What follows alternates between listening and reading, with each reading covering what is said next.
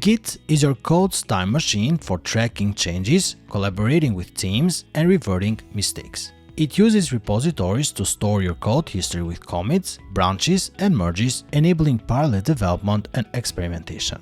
The basic workflow starts with git init, creating a repository, then git add dot, staging changes for commit, use git commit -m message, and git push sends your changes to remote repository like GitHub for backup and collaboration.